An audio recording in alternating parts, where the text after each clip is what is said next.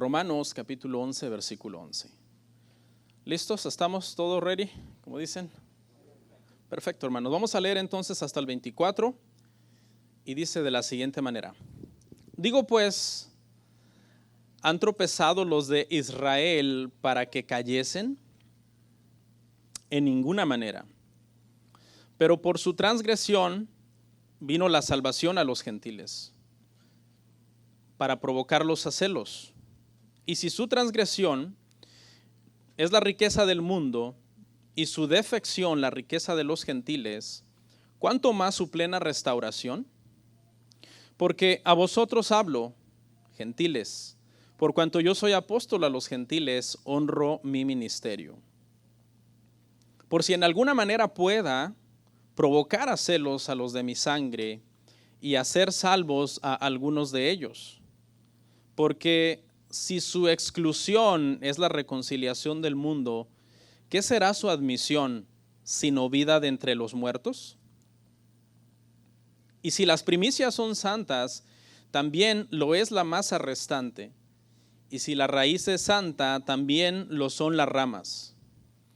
Pues si algunas de las ramas fueron desgajadas, y tú siendo olivo silvestre, has sido injertado en el lugar de ellas, y has sido hecho partícipe de la raíz y de la rica savia del olivo, no te jactes contra las ramas. Y si te jactas, sabe que no sustentas tú a la raíz, sino la raíz a ti. Pues las ramas, dirás, fueron desgajadas para que yo fuese injertado. Bien, por su incredulidad fueron desgajadas, pero tú por la fe estás en pie. No te ensoberbezcas, sino teme. Porque si Dios no perdonó a las ramas naturales, a ti tampoco te perdonará. Mira pues la bondad y la severidad de Dios. La severidad ciertamente para con los que cayeron, pero la bondad para contigo si permaneces en esa bondad. Pues de otra manera, tú también serás cortado. Y aun ellos, si no permanecieren en incredulidad, serán injertados, pues poderoso es Dios para volverlos a injertar. Porque si tú fuiste cortado del que por naturaleza es olivo silvestre, y contra naturaleza fuiste injertado en el buen olivo, ¿cuánto más estos que son las ramas naturales serán injertados en su propio olivo? Vamos a orar. Padre, gracias te doy. Yo solamente soy, Padre Santo, un mandadero. Yo solamente soy el que va con el recado a llevarlo a las personas. Mi convicción firme es que tú me mandaste hoy aquí a predicar el evangelio a tus hijos y tus hijas, y por eso lo hago. De ahí viene mi autoridad, de tu mandato y de tu palabra. Yo no tengo autoridad en mí mismo. La autoridad viene de ti. Y si yo hago lo que tú me has mandado a hacer, entonces puedo confiar y descansar, Padre, en que todo lo que enseñemos de acuerdo a tu palabra será de bendición y edificará, Padre, a tus hijos y a tus hijas. Gracias por este momento. Gracias por los que están aquí presentes. Gracias por los que nos ven por internet. Y te ruego, Padre, que este tiempo sea de bendición para todos. En el nombre de Jesús. Amén. Amén. ¿Pueden sentarse, hermanos?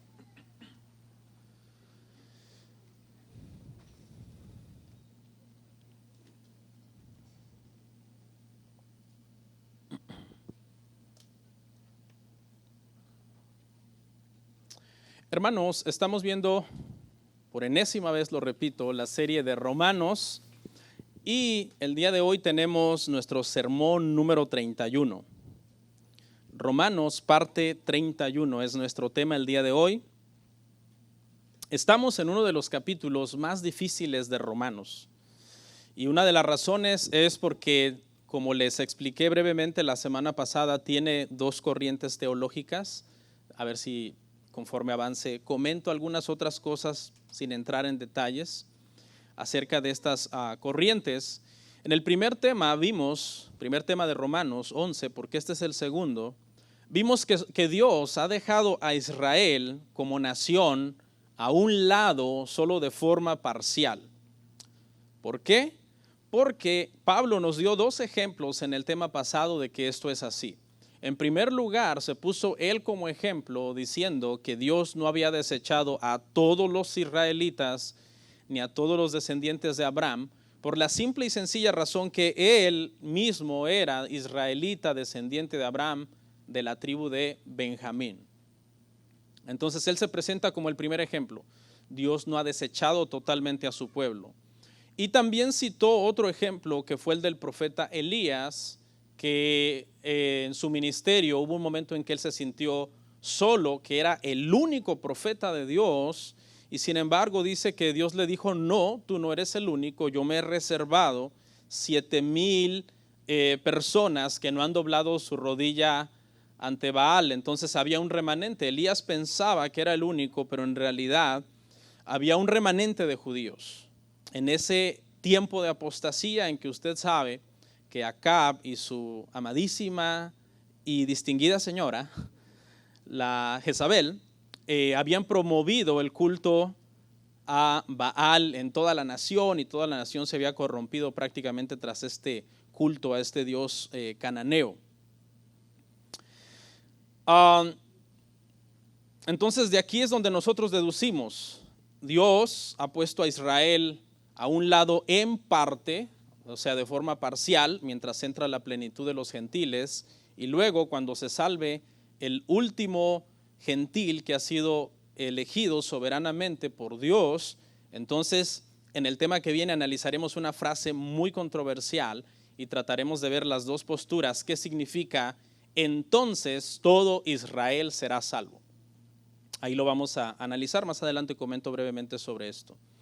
El día de hoy, hermanos, a los versos que vamos a ver del 11 al 24, le puse por tema la salvación de los gentiles. Escuche, la salvación de los gentiles no anula la salvación de los judíos. No anula la salvación de los judíos.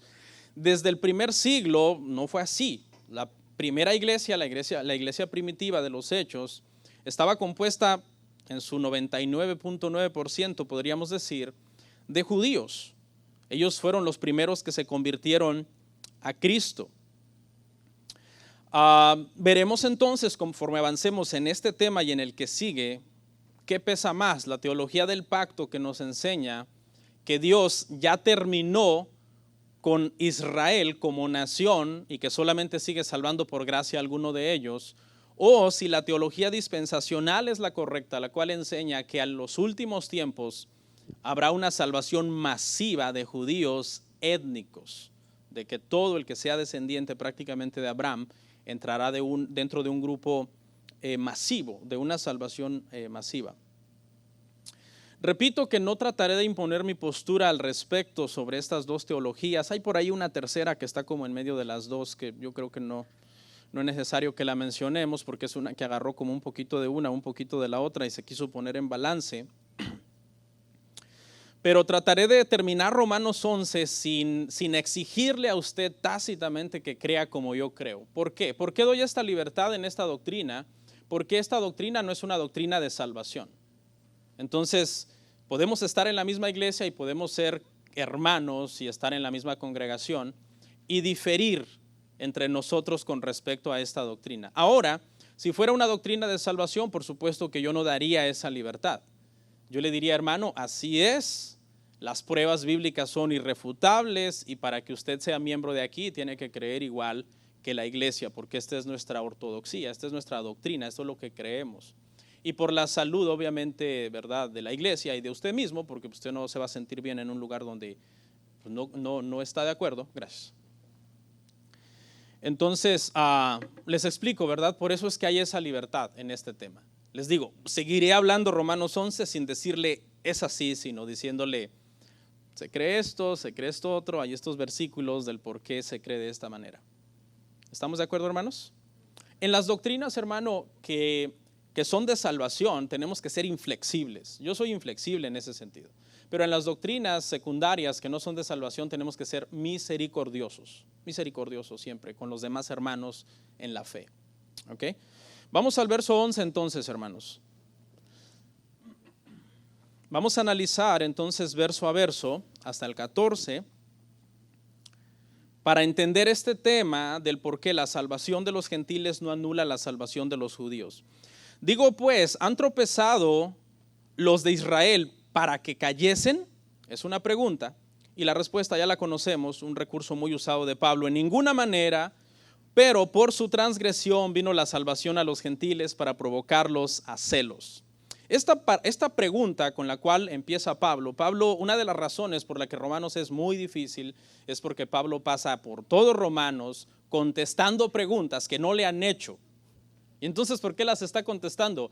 Él las está contestando porque él aduce que los argumentos que él ha ido sentando poco a poco han creado preguntas en la mente de la gente. Y entonces él las pregunta antes de que se las hagan. Y por eso Romanos es teológicamente un poco complicado.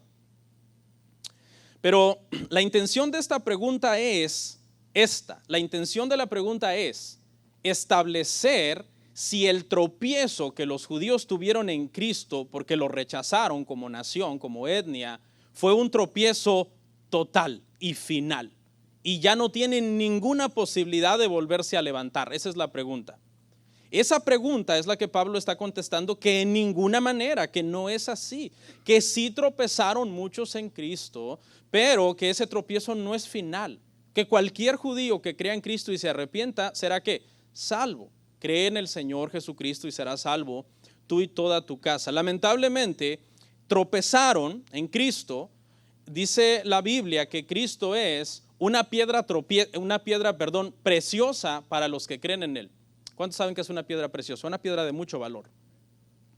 Si usted se encontrara un rubí de este tamaño, del tamaño de mi puño, no sé cuánto cuesta, debe de costar millones de dólares, millones y millones. Si usted se encuentra una piedra preciosa así, usted se vuelve billonario, ¿no? La Biblia dice que Cristo es eso para los que creemos en Él, una piedra preciosa, pero una piedra de tropiezo para los que no creen en Él. ¿Alguien se tropezó alguna vez con una piedra? Yo crecí en un rancho y estaba lleno de piedras y frecuentemente uno se tropieza. Si no pones atención te tropiezas en una piedra, una roca así grande de unos, qué sé yo, depende de la densidad de la masa, pero 5 kilos, 10 kilos, depende del tamaño de la piedra. Entonces, los que creemos en el Señor, Él es un tesoro para nosotros, pero los que no han tropezado. Ahora Pablo dice, ese tropiezo es una caída final y total, y la respuesta que dio fue, en ninguna manera. Lo que quiere decir es que los judíos en Cristo tropezaron, pero no llegaron a un punto donde se volvieron insalvables.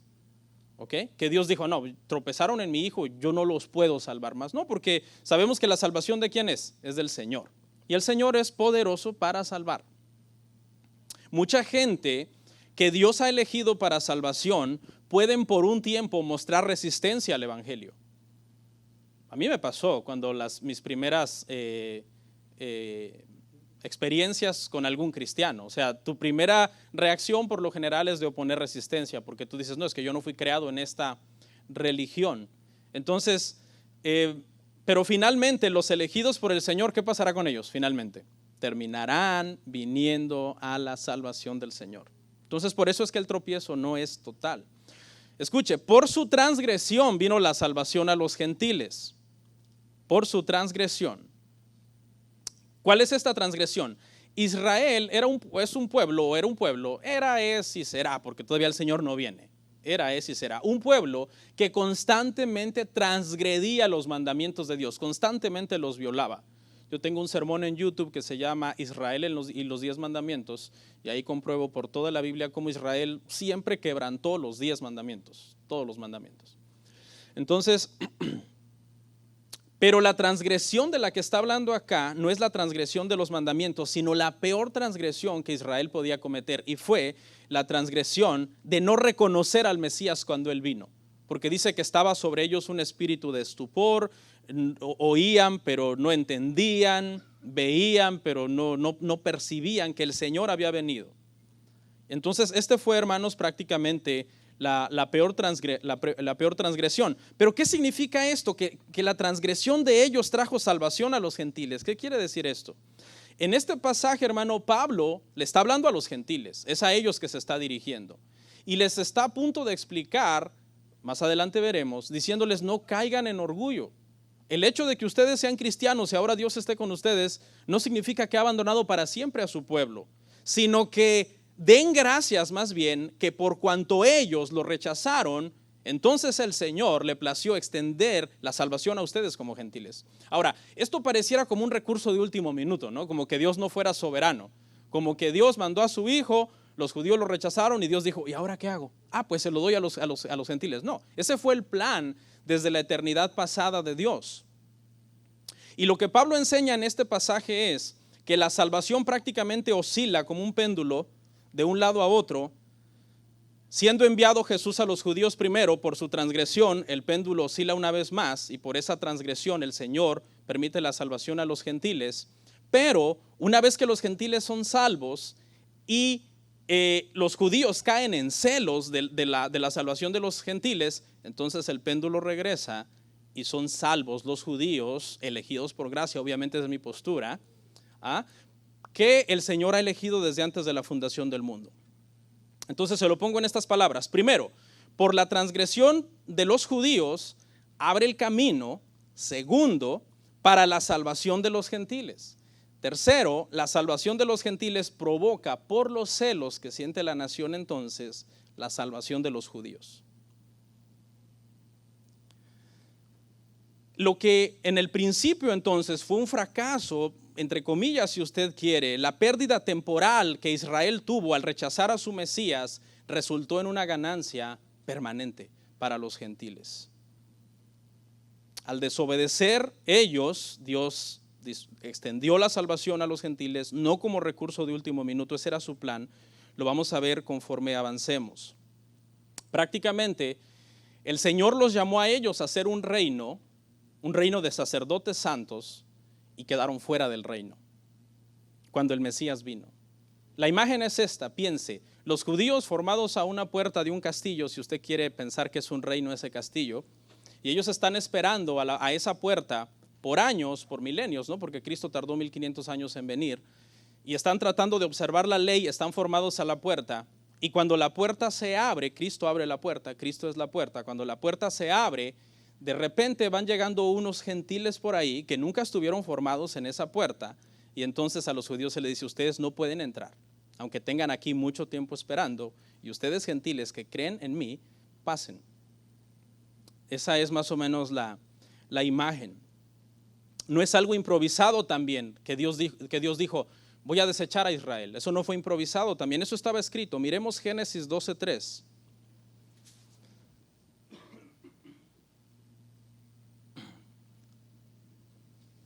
Dice, bendeciré a los que te bendijeren y a los que te maldijeren maldeciré, y serán benditas en ti todas las familias de la tierra. Marque en su Biblia esa parte, serán benditas en ti todas las familias de la tierra. Esta promesa está desde el primer libro de la Biblia de que era la voluntad de Dios que Israel, por medio de Israel, escuche, por medio de la predicación del Evangelio desde el Antiguo Testamento, los gentiles que no pertenecían a la familia sanguínea de Abraham se salvaran creyendo en Dios. Dios desde siempre ha querido la salvación de los gentiles. Dios siempre ha incluido gentiles en su familia de la fe desde tiempos de antaño, y desde tiempos de antaño también Dios siempre ha desechado a israelitas incrédulos. El cuadro no es nuevo. Aparentemente cuando Pablo enseña esto, aparentemente el cuadro es nuevo, pero no, el cuadro es antiguo. Siempre ha sido así. Miremos un ejemplo de esto que encontré mientras leía para una asignación, y encontré este ejemplo. Dije, wow, hay que insertar este ejemplo aquí porque es muy bueno. Les quiero ilustrar con la Biblia esto que les acabo de decir, cómo desde siempre personas de naciones paganas pasaban a ser hijos de Dios, e israelitas descendientes de Abraham pasaban a ser desechados como incrédulos. Y es el ejemplo de Rahab y Acab. Si usted quiere leer sus historias, está en el libro de Josué, del capítulo 1 al 7, ahí están las historias de ellos. Y vamos a hacer un contraste. El autor, mientras yo leía el libro, hizo un contraste entre Rahab y Acán, y este contraste trae muchísima luz con respecto al plan de salvación de Dios para los gentiles desde antaño. Primer contraste, ella era mujer, Por lo general, las mujeres en ese entonces eran poco valoradas. Él era un varón, por lo general, algunas veces sobrevalorados, por lo general. Esa era la cultura en aquel entonces. Ella era una cananea pagana, él un israelita del pueblo escogido de Dios. Ella era una prostituta de mala reputación, él de la tribu más respetable prácticamente de Judá. Ella solo había oído hablar de Dios. Él había visto grandes milagros de Dios. Ella temía al Dios de Israel. Él no temía al Dios de Israel. Ella, su familia y todos sus animales se salvaron en la invasión. Ella, su familia y todos sus animales, todo lo que era de ella, se salvaron en la invasión. Él, su familia y todos sus animales, sus ganados, perecieron en la invasión. Ella se convirtió en parte del pueblo de Dios y vivió. Él se convirtió en un maldito y murió. ¿Sí ve? El contraste es profundo. Dios salvando a alguien que no era de su pueblo por la fe y desechando completamente a alguien que era de su pueblo, porque aunque era de su pueblo, le faltaba ¿qué? Fe en Dios. Entonces, esto nos deja claramente establecido que desde el pasado siempre Dios ha llamado a gente de todas las naciones a ser parte de su pueblo.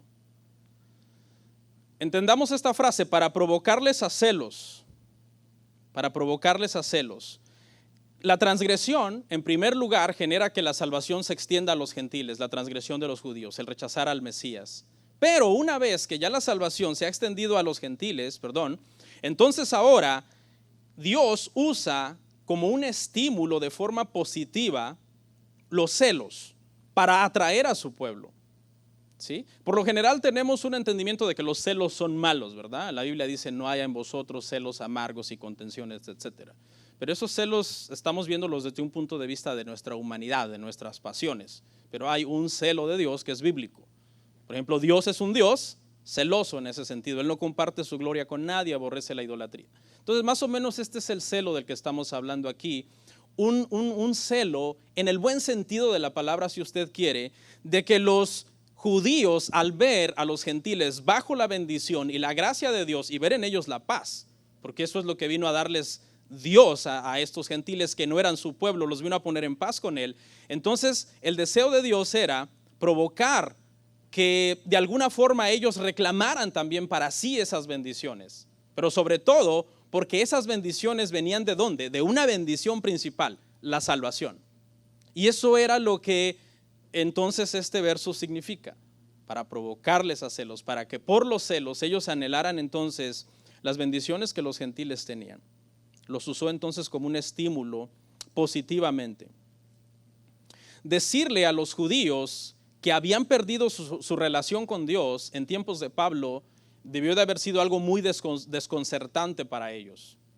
Pero decirles que ahora esa relación que ellos habían perdido con Dios, ahora esa relación Dios la tenía con los gentiles, tuvo que haber resultado shocking, como se dice. ¿Cómo? O sea, no solamente nosotros perdimos la relación con nuestro Padre, sino que ahora esa relación que Él tenía con nosotros, ahora la tiene con ellos, y ese es el sentimiento que quiere generar en ellos, por decirlo así, es esos celos. Y aquí hay una enseñanza para nosotros teológica, ¿no? Porque nosotros, los cristianos, los que somos hijos de Dios, deberíamos de provocar de cierto modo que los demás, al vernos bajo la bendición de Dios, sobre todo por la salvación en nosotros, anhelen la salvación también.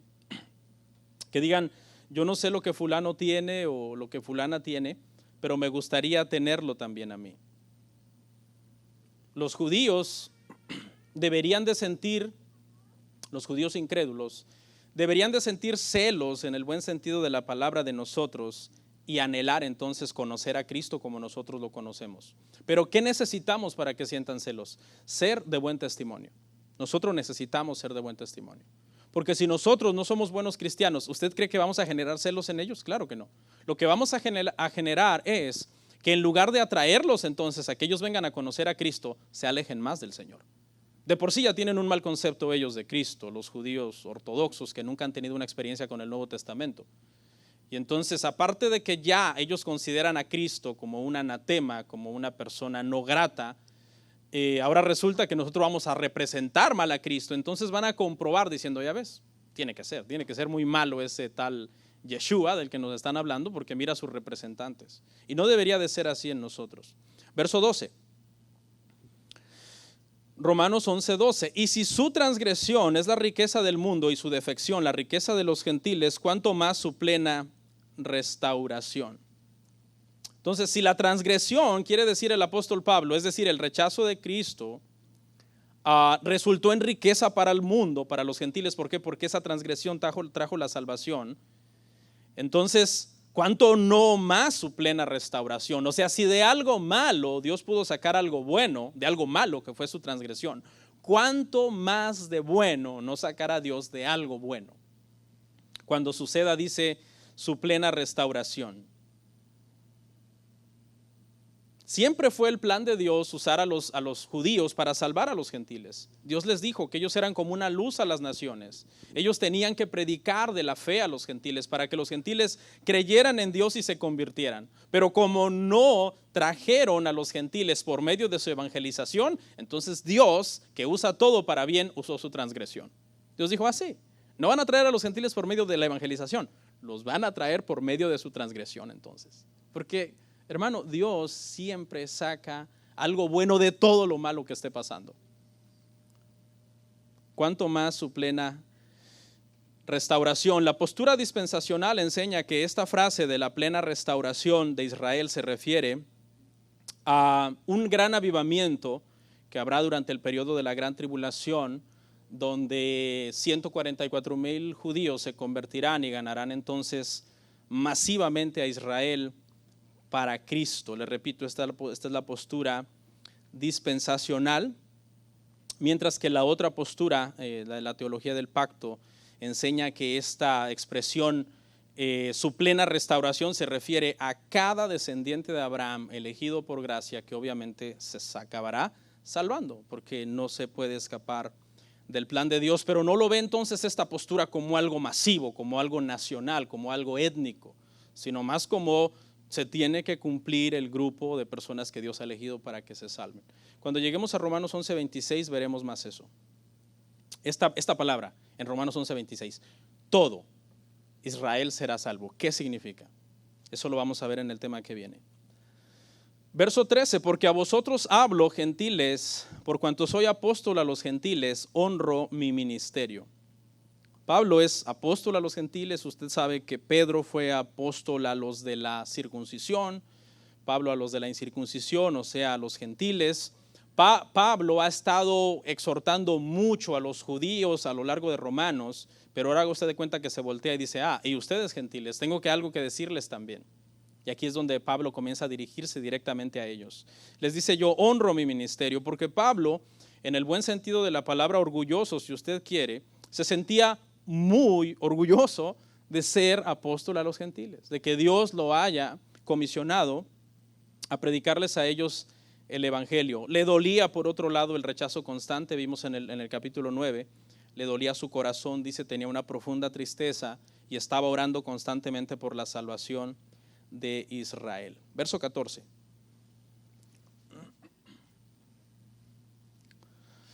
Por si en alguna manera pueda provocar a celos a los de mi sangre y hacer salvos a algunos de ellos. Este verso sabemos que Pablo no puede salvar a nadie. Nosotros no podemos salvar a nadie como predicadores, entonces debe tener una explicación.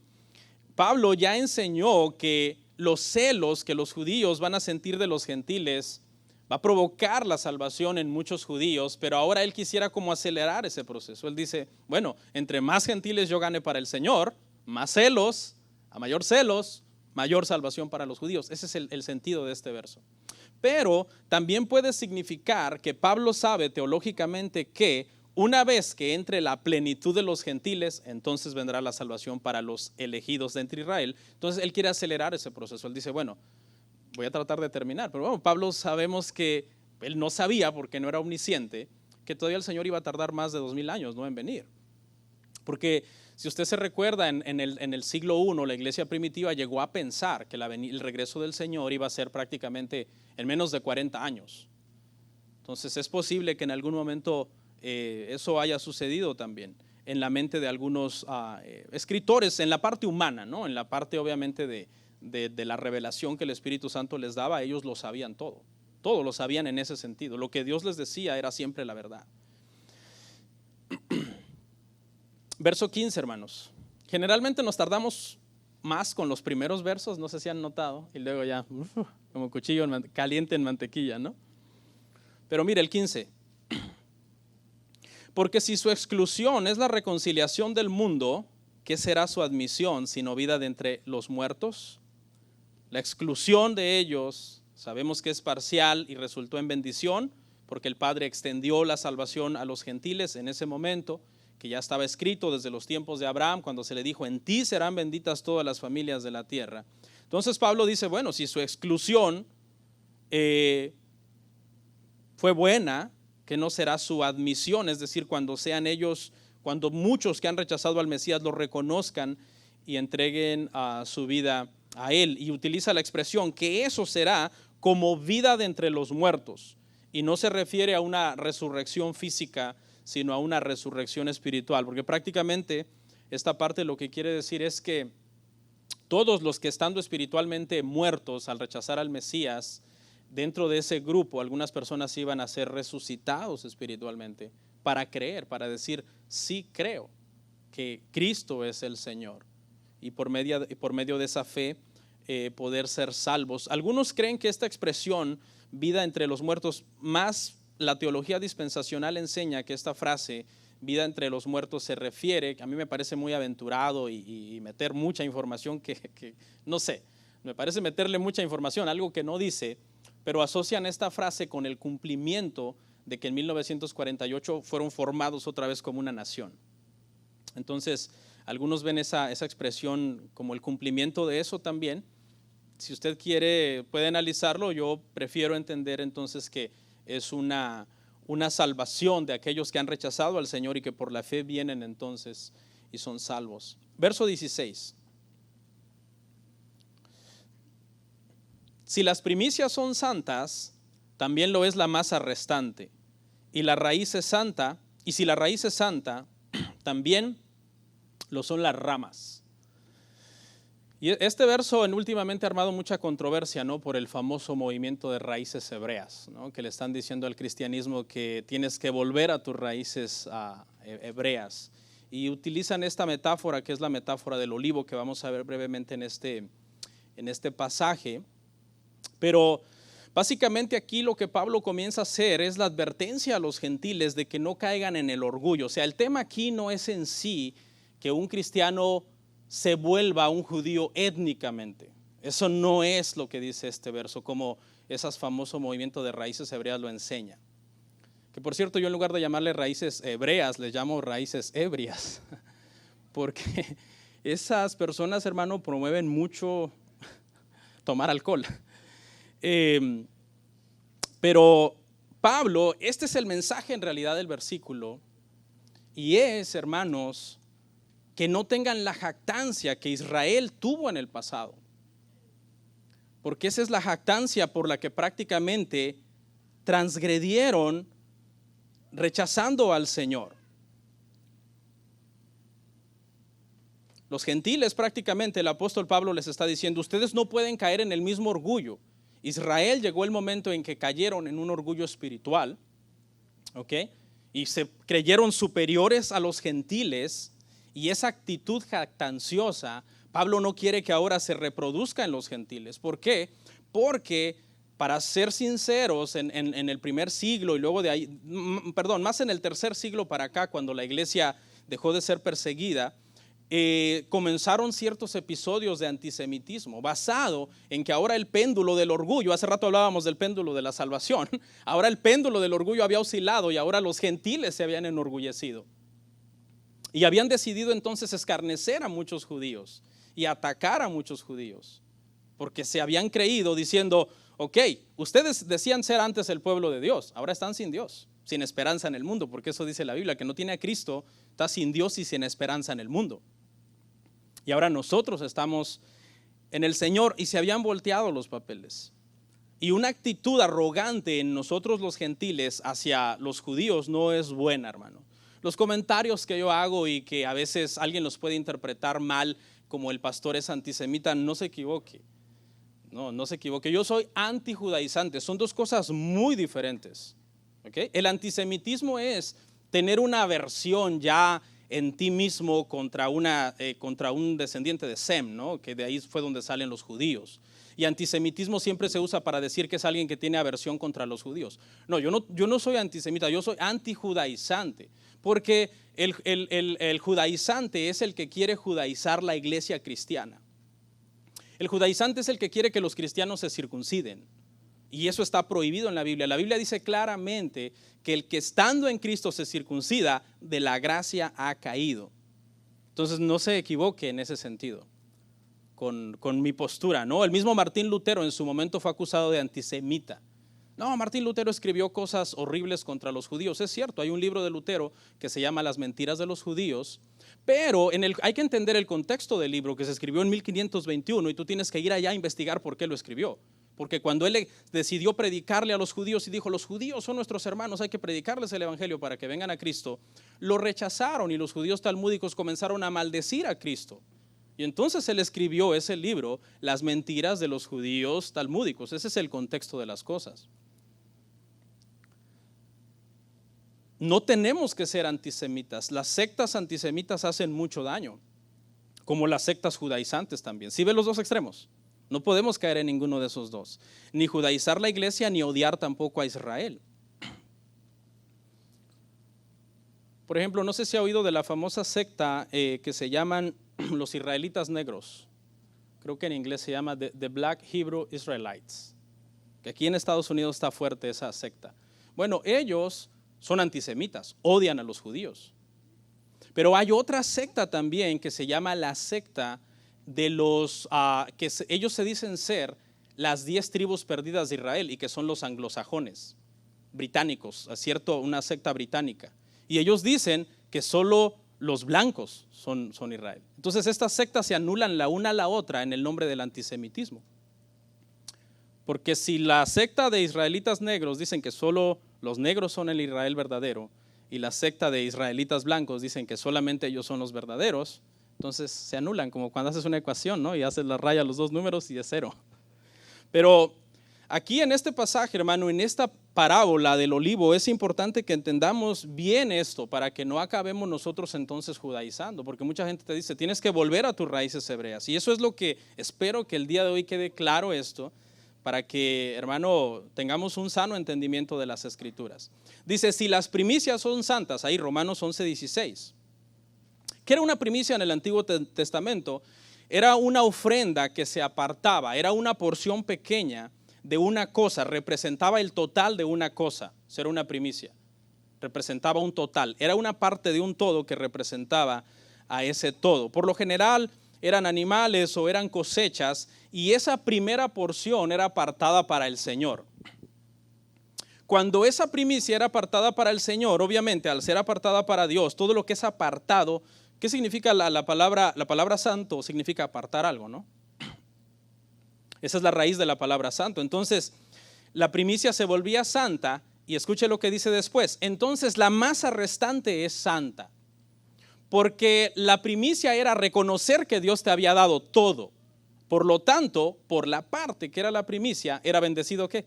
Todo. Porque en humildad estaba reconociendo que Dios te lo había dado todo. Entonces, toda la masa restante también alcanzaba la santificación. Continuamos. Si la raíz es santa, también lo son las ramas. Es lo mismo. Las primicias y la masa es santa, la raíz y las ramas son santas también. Y aquí va la interpretación de este pasaje. La raíz, ¿quiénes son la raíz? Los patriarcas. Los patriarcas son la raíz. Las ramas naturales son los judíos. El olivo silvestre son los gentiles. Y hay un olivo, que es el olivo en general, que es el pueblo de Dios. Este olivo en general, muchos entienden que es el Israel étnico. No, este olivo en general es los que creen en Dios desde siempre, incluyendo a Rahab, que no era descendiente de Abraham. Este es el olivo verdadero, el olivo de todos los que siempre han creído en Dios por medio de la fe. Ahora, alguien dirá, pastor, usted está alegorizando porque ahí no dice que la raíz son los patriarcas.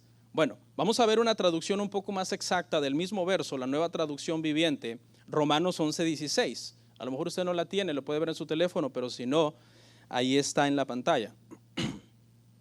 Nueva Traducción Viviente, Romanos 11:16. Y dado que Abraham y los otros patriarcas fueron santos, sus descendientes también serán santos, del mismo modo que toda la masa de pan es santa, porque la porción que se da como ofrenda es santa, pues si las raíces del árbol son santas, las ramas también lo serán. Entonces, la primicia que representa la masa y la raíz que representa las ramas, ¿quién es? Dice claramente aquí que es Abraham y los patriarcas. Ellos son, y a ellos se les dio una promesa, a Abraham se le dio una promesa. ¿Cuál fue? La promesa de la salvación por medio de la fe. Entonces, automáticamente cuando nosotros como cristianos no nos tenemos que jactar contra las ramas de donde descendieron físicamente los israelitas, ¿por qué no lo tenemos que hacer? Porque nosotros también por la fe somos llamados también hijos de Abraham, pero no se confunda, no étnicamente. Jamás. Porque ese no fue el propósito del evangelio. El propósito del evangelio es que nosotros seamos salvos por medio de la fe.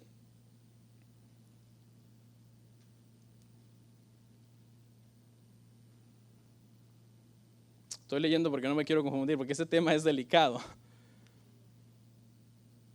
Pablo está diciendo aquí entonces que un gentil y un judío, por la fe en Cristo, ¿eran qué? Eran hermanos, aunque fueran de diferentes naciones. Y no tendría que haber entonces esa jactancia de parte de los gentiles contra los judíos.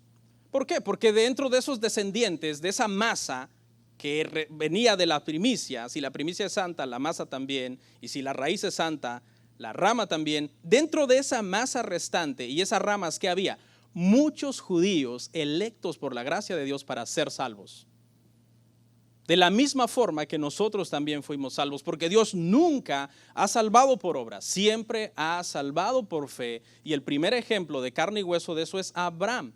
Génesis 15:6. Y creyó Abraham a Dios y le fue contado por justicia. Pero esperemos que se aclare el punto en el verso 17. Avance conmigo. Romanos 11:17. Pues si algunas de las ramas fueron desgajadas y tú siendo olivo silvestre has sido injertado en el lugar de ellas y has sido hecho partícipe de la raíz y de la rica savia del olivo. Continúa prácticamente la ilustración del olivo, esta metáfora, hermanos, muy famosa, que muchos dicen que el olivo silvestre, el olivo real, y muchos entienden que el olivo real es el Israel étnico. Pero no, realmente, ahorita cuando hablemos de la savia que corre por el árbol, es ahí donde está la bendición, en la savia, no en sí en la etnia. Entonces, lo ven en YouTube otra vez. Pablo está usando una ilustración, la ilustración del olivo, porque todo mundo iba a entenderlo en su contexto. Hoy nosotros no lo entendemos porque eso sucedió hace 2000 años. Pero cuando Pablo habló de esta práctica de injertos, ¿alguien sabe de esta práctica de injertos? ¿Alguien sabe? ¿De injertos de árboles? ¿Nadie?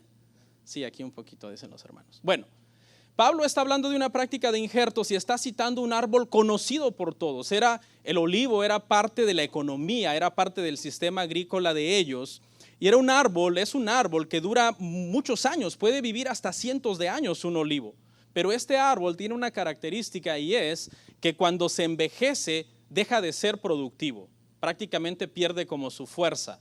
Entonces se practica en este olivo esta técnica de los injertos. Se toma una rama de un olivo más joven, se corta la rama del olivo viejo que ya dejó de ser productivo por su vejez y se injerta la rama joven en el olivo viejo y esta rama joven produce. La savia del olivo corre y al injerto funcionar, la bendición, si usted quiere entre comillas, del producir, fluye y esta rama joven comienza a producir entonces. ¿Y qué dice? ¿Y dónde está eso? ¿Dónde compruebo yo eso? Ahí está. Algunas ramas fueron desgajadas. ¿Por qué fueron desgajadas? Porque no eran productivos. Porque no estaban produciendo el fruto que Cristo esperaba de ellos. ¿Cuál era el fruto? Que creyeran en Él. Cuando se le preguntó a Cristo, ¿cuál es la obra de Dios que tenemos que hacer? Esta es la obra de Dios que tienen que hacer, que crean en mí. Entonces, esas ramas que se pusieron renuentes y renegaron y gritaron, dennos a Barrabás y a este crucifíquenlo, fueron cortadas por no dar fruto. Mire lo que dice Mateo 21:43.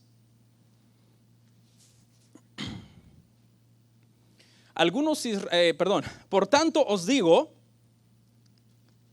que el reino de Dios será quitado de vosotros y será dado a gente que produzca los frutos de él. Esta es la parábola de los labradores malvados y la viña. Usted ya la conoce, la hemos citado demasiado.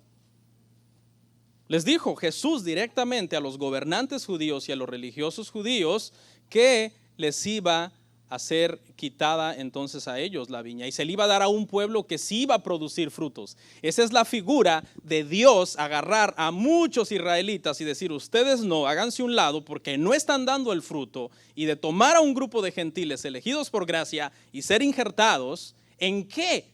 No en el Israel étnico, sino en la promesa que viene fluyendo por el árbol. Que es que la savia, ya vamos a llegar ahí, y tú siendo olivo silvestre. El olivo silvestre, por eso cuando le expliqué qué significa cada símbolo, ahora se lo estoy probando con la escritura. Tú siendo olivo silvestre, ¿a quién le está hablando Pablo? A los gentiles. Les está diciendo, ustedes eran el olivo silvestre, pero fueron cortados del olivo silvestre, fueron injertados en el olivo de Dios, que no es el pueblo de Israel étnico. ¿Cuál es el olivo de Dios? Todos los que creen en Dios por la fe. ¿Estamos claros? Y si no, pues a ver qué hace para esclarecerlo, porque no puedo más. Fuiste cortado, dice, y fuiste injertado. Entonces nosotros fuimos injertados en la promesa que se le dio a Abraham, y ahora nosotros damos los frutos del Señor. Pero la gente que entiende que el olivo real y el olivo verdadero es el Israel étnico, se quieren hacer judíos. Quieren ponerse sus tzitzis y ponerse su talid y todo israelizar, si usted quiere esa palabra, no sé si existe, la iglesia, judaizarla. No. Aquí está. Y ha sido hecho partícipe de la raíz, de la rica savia del olivo. ¿Cuál es la raíz? Dijimos, los patriarcas. La Nueva Traducción Viviente nos lo aclara, que es Abraham y los patriarcas, es la raíz y es las primicias. Ellos son. ¿Y la savia cuál es? Bueno, usted debe de saber, pues si es un poco de campo, que las raíces de los árboles absorben todos los nutrientes de la tierra, y por medio del proceso de la clorofila, ¿cómo se llama el proceso donde los árboles se ponen verdes? Y de ahí es donde provienen todos sus nutrientes y fluyen prácticamente desde la raíz y llegan, hermano, hasta todos, la fotosíntesis, ¿verdad? Llegan a todos, hermano, las ramas. Entonces nosotros somos participantes de esa bendición porque somos creyentes en Dios juntamente con Abraham. Vamos a ver un verso más adelante. ¿Lo está entendiendo? ¿Sí? Le pregunto una cosa. Los judíos, vamos a suponer entonces que el Israel étnico son los judíos. Que el olivo real es el Israel étnico. Entonces, ¿qué pasa con los que no creyeron? ¿Qué necesitaban para poder prácticamente ser salvos? Creer. Entonces, no te hace salvo eso. No te hace salvo hacerte algo que ellos ya eran y que fueron desgajados por ser eso. Por ser incrédulos. Sino por nuestra fe fuimos injertados entonces. ¿Cuál es la savia, hermanos? ¿Cuál es la savia? Es la salvación. Esa es la savia, es la salvación. Fluye desde Abraham para que en ti sean benditas todas las familias de la tierra y llega hasta nosotros que creemos en Cristo. Porque ¿en quién creía Abraham? En Cristo, Hebreos 11. ¿En quién creían todos esos héroes de la fe de Hebreos 11? En Cristo. en Cristo, en Él creían. Hebreos 11 es clarísimo, diciendo que ellos creyeron prácticamente antes de que Él viniera. Creyeron en Él, porque Él fue anunciado desde Génesis, ¿qué? 3:15.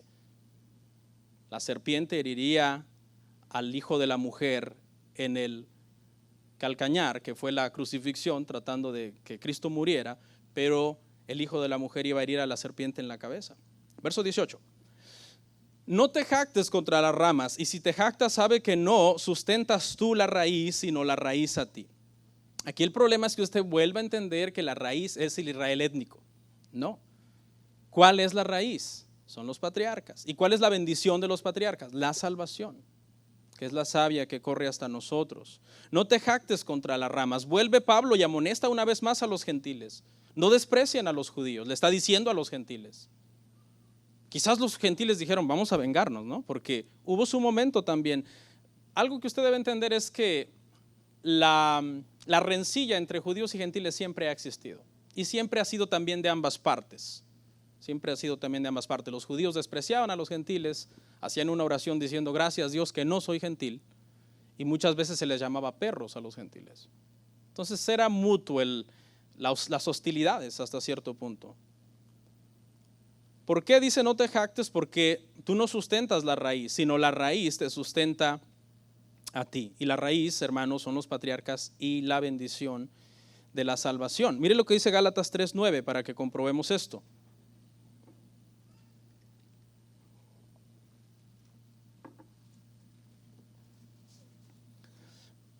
De modo que los de la fe son descendientes del creyente Abraham. ¿Quiénes? Los de la fe. Ahí está la salvación, en la fe. Sea judío, sea gentil, solamente el que cree es verdadero descendiente de Abraham. Pero eso no quiere decir que nosotros debemos judaizar. Verso 19, pues las ramas, dirás, fueron desgajadas para que yo fuese injertado. Pablo quiere establecer aquí el asunto de la soberanía de Dios. Las ramas fueron desgajadas para que yo fuera injertado, como diciendo, bueno, debo de ser más importante que ellos. Dios los cortó y me puso a mí. No, es Él el que decide soberanamente. Nosotros no tenemos nada que ver. Pablo quiere que los gentiles no se sientan merecedores de haber sido injertados. Como Dios diciendo, wow, los judíos son muy malos y ustedes gentiles son muy buenos, quito a los malos, pongo a los buenos. No, es una cuestión de fe, no de méritos. Los quitó porque no creyeron. Y a nosotros por su misericordia, que creemos, nos injertó. Verso 20. Bien, por su incredulidad fueron desgajadas, pero tú por la fe estás en pie. No te ensoberbezcas, sino teme. ¿Por qué fueron desgajados? ¿Por ser judíos? No, por su incredulidad, porque la salvación siempre ha sido un asunto de fe. ¿Y por qué tú fuiste injertado? ¿Por bueno? No, por tu fe.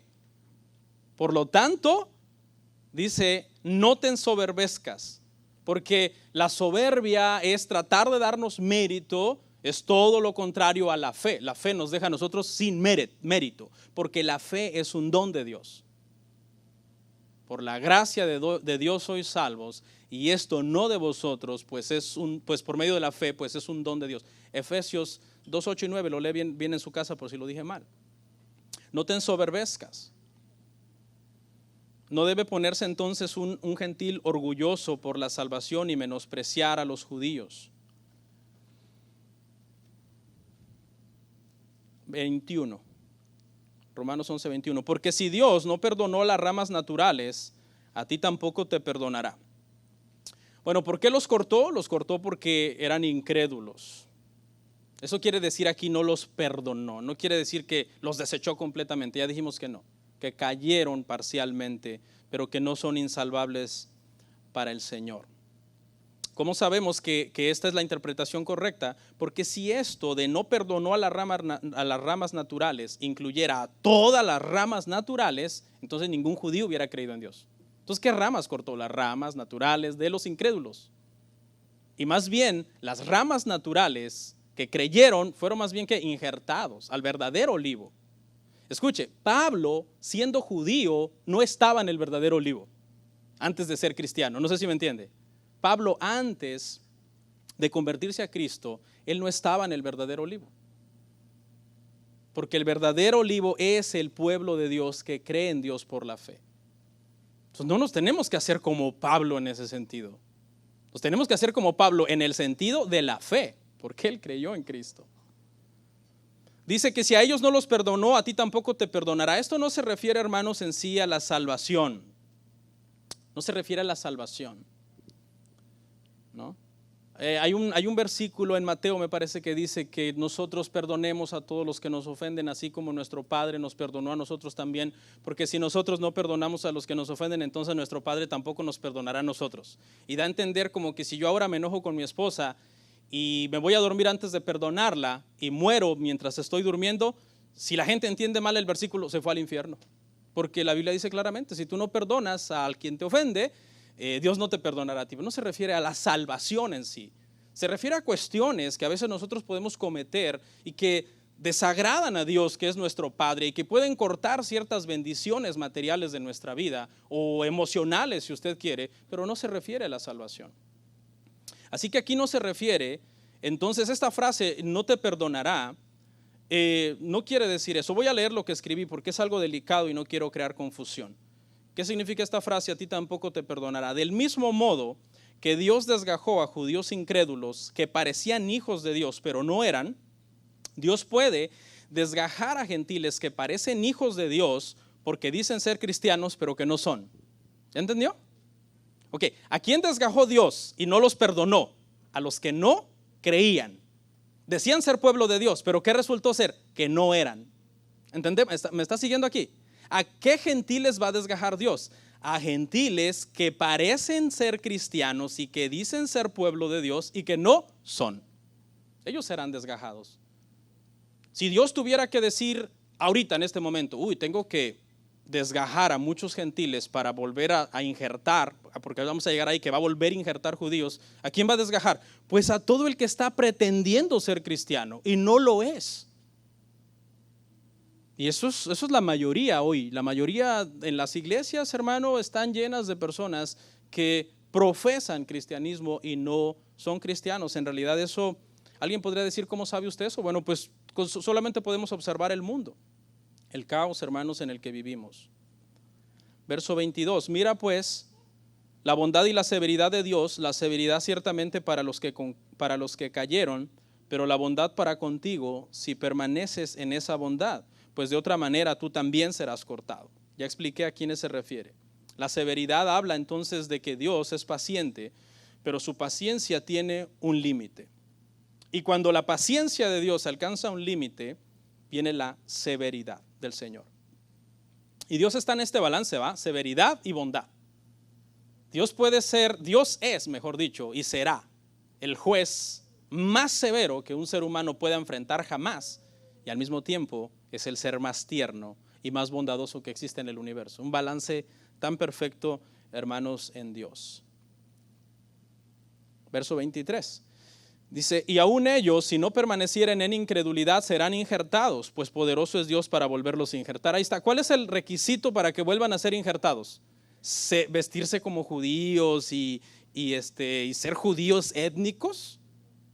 Que hablen hebreo. Dios dice, no, los voy a volver a injertar, pero tienen que ser judíos étnicos, vivir en la tierra de Israel, guardar toda la Torá. No, si no permanecieren en incredulidad. Es decir, en el momento en que se vuelvan a Cristo y, como dice Zacarías, reconozcan al Mesías que traspasaron, el Señor los salvará. Porque Dios es poderoso para volverlos a injertar a los que no permanecieren en incredulidad. ¿Estamos de acuerdo, hermanos? Para que usted no diga, no, pues, no, será sin excepción. Bueno, ahí tengamos mucho cuidado. El remanente electo por gracia, tarde o temprano vendrá la salvación. 24. Porque si tú fuiste cortado del que por naturaleza es olivo silvestre y contra naturaleza fuiste injertado en el buen olivo, ¿cuánto más estos, que son las ramas naturales, serán injertados en su propio olivo? Prácticamente este verso es como una repetición de lo que Pablo ya ha dicho. Es como una conclusión. Esta es la conclusión. O sea, piénsalo, no te jactes contra ellos, no te ensoberbezcas de que eres salvo, no te ensoberbezcas de que ahora Dios los relegó a ellos parcialmente para que tú entraras. No, porque piensa, si tú siendo parte de un olivo silvestre, que no tenías nada que ver con el pueblo, eras ajeno a sus promesas, a sus pactos, no eras descendiente físico de los patriarcas, etcétera, etcétera, te injertó, ¿cuánto más a ellos? ¿No es más fácil? Y esto se cumple todos los días, hermano, cuando muchos judíos se convierten. Y a veces por ejemplo, a veces un gentil puede tener 20 años en el cristianismo y se convierte en un judío, y a veces en un año ese judío ya lo aventajó en conocimiento y en entendimiento del evangelio, porque son injertados a su árbol de su naturaleza. Y comienzan a entender todo. Con razón se le dijo esto a Abraham, con razón la Torah enseña esto, con razón dijo Dios esto otro. Pues todo esto apuntaba a mi Salvador. No sé si me entiende. Ahí se cumple entonces todo eso. Y es hermoso, y nunca debemos nosotros entonces de despreciar, hermanos, a los judíos, sin orar por ellos, darles buen testimonio, provocarlos a celos en el buen sentido de la palabra celos, porque la salvación de los gentiles actual no ha anulado la salvación de los judíos, que desde mi punto de vista tendríamos que completar con la frase de los judíos elegidos soberanamente por gracia desde antes de la fundación del mundo para ser salvos.